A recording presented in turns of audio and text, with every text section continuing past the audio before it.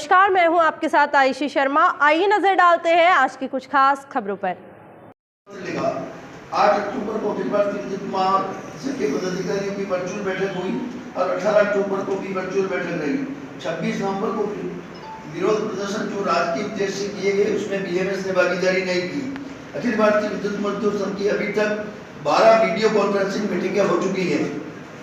20 दिसंबर 2020 को लखनऊ में वहाँ के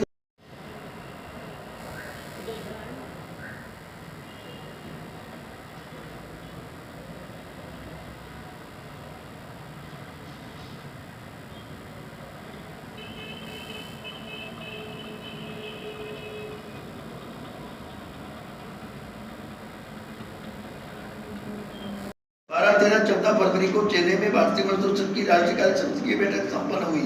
25 व 26 फरवरी को पब्लिक सेक्टर बचाव के लिए भारतीय मजदूर संघ की केंद्र सरकार कार्य समिति में निर्णय के बाद हैदराबाद में मीटिंग रखी गई, जिसमें जो कार्यक्रम आंदोलन की भूमिका रखी गई, माननीय कटकवार जी द्वारा आपको सारी आंदोलन की भूमिका क्या रहेगी वो प्रस्तुत किया गया।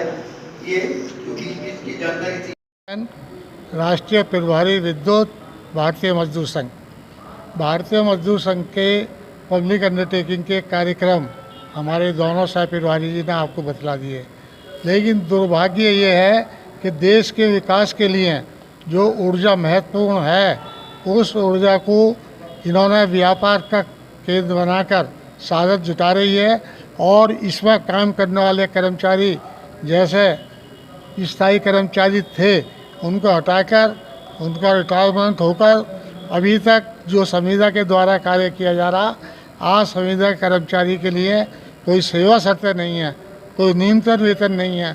हमने अखिल भारतीय विद्युत मजदूर महासंघ के बैनर तले पूरे देश के अंदर संविदा कर्मचारियों की स्थायी सेवा शर्तें बनाने की बात रखी है।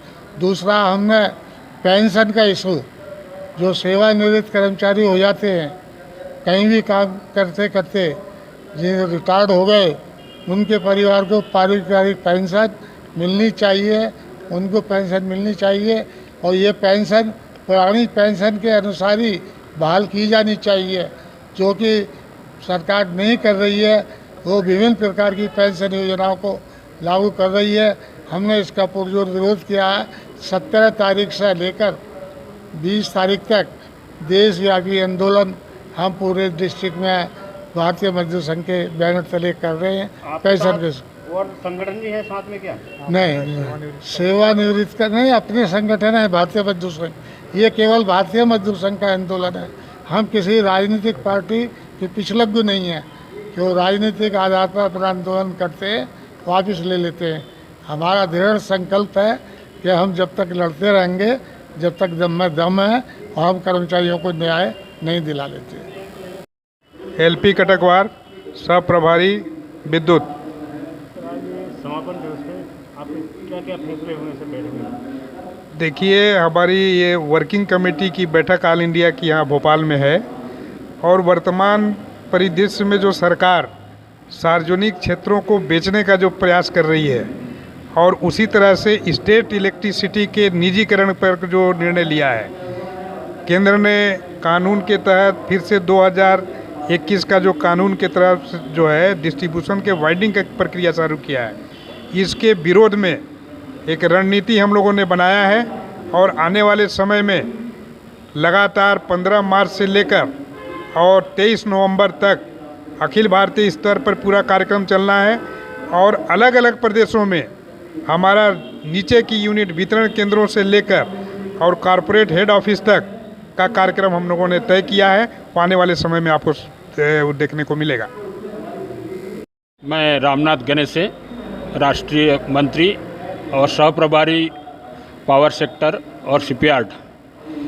अभी वर्तमान में जो केंद्र सरकार की जो नीतियाँ है उसमें विशेष तौर से आप देखेंगे निजीकरण, जो सरकारी क्षेत्र है उसमें पब्लिक सेक्टर है, स्टेट पब्लिक सेक्टर है और अन्य जो हमारे गवर्नमेंट सेक्टर से संबंधित जो भी पब्लिक सेक्टर्स है उसको सरकार अलग अलग नामों से आप सुनते होंगे। डिसइन्वेस्टमेंट है, प्राइवेटाइजेशन है, एसेट मोनेटाइजेशन के नाम से, मर्जर के नाम से, ऐसे अलग अलग नाम से सरकार जो सरकारी जो पब्लिक सेक्टर्स है उनको बेचने का प्रयास कर रही है, निजी हाथों में सौंपने का प्रयास कर रही है। भारतीय मजदूर संघ ने एक क्रमबद्ध कार्यक्रम अभी कल से 15 मार्च से लेकर 23 नवंबर तक एक क्रमबद्ध कार्यक्रम आयोजित होंगे, जिसमें सरकार ने जो नीतियाँ रणनीतिक क्षेत्र के जो उद्योगों के लिए जो बनाई है, तो हम उसका विरोध करेंगे।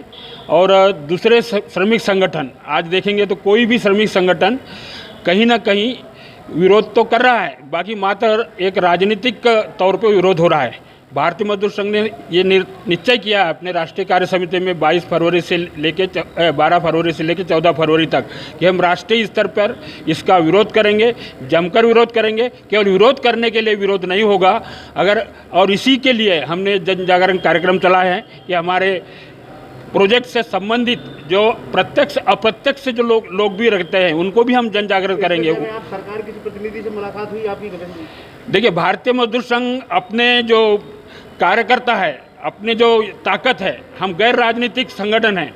हमको सरकार से, अगर सरकार बात करना चाहती है, सरकार अगर हमारे फेवर में काम करती है, सरकार अगर कर्मचारियों की जो समस्या है निजीकरण की उसको मान लेती है, तो हम लोग क्यों विरोध करेंगे?